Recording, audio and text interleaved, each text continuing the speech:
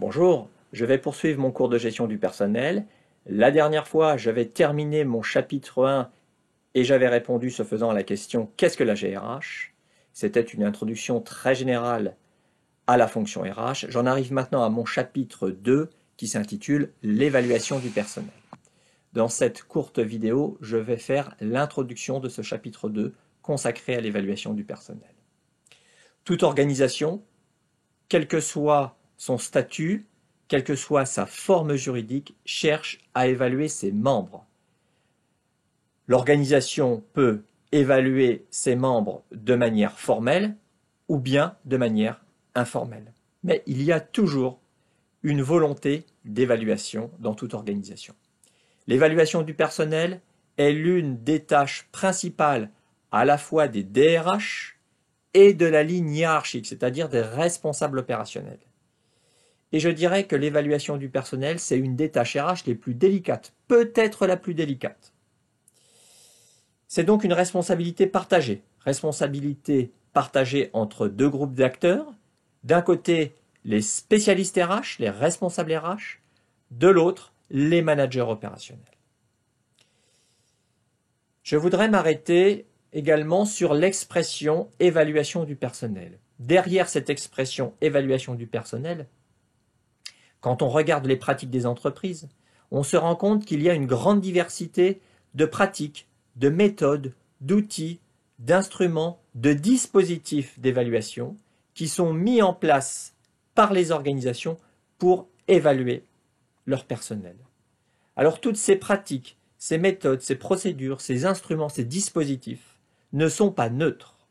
Derrière chaque technique d'évaluation, il y a en fait des théories sous-jacentes qui sont explicites ou implicites.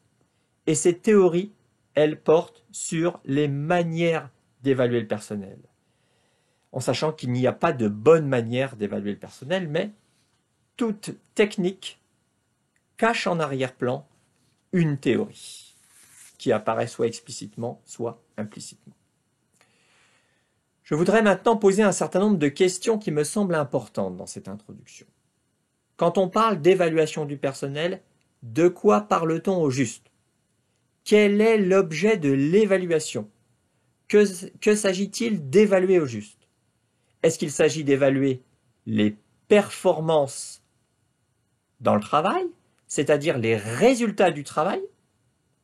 Est-ce qu'il s'agit d'évaluer le travail en tant que tel des salariés, pris en tant qu'individu? S'agit-il d'évaluer le travail de chacun?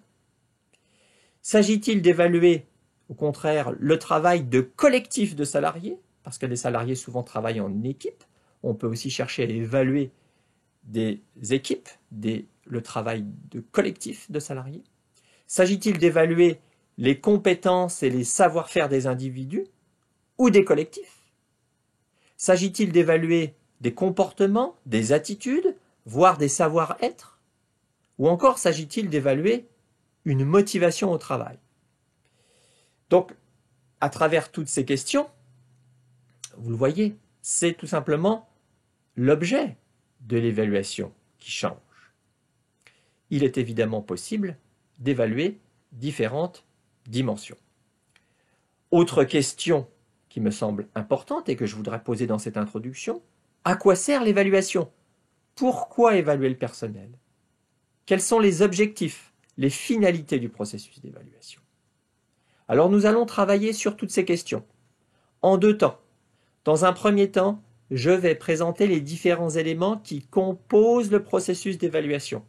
Ma perspective sera clairement instrumentale. Puis dans un second temps, j'adopterai une autre posture. Ça sera une posture critique. Et je m'appuierai sur les analyses du psychologue du travail et psychanalyste Christophe Dejour.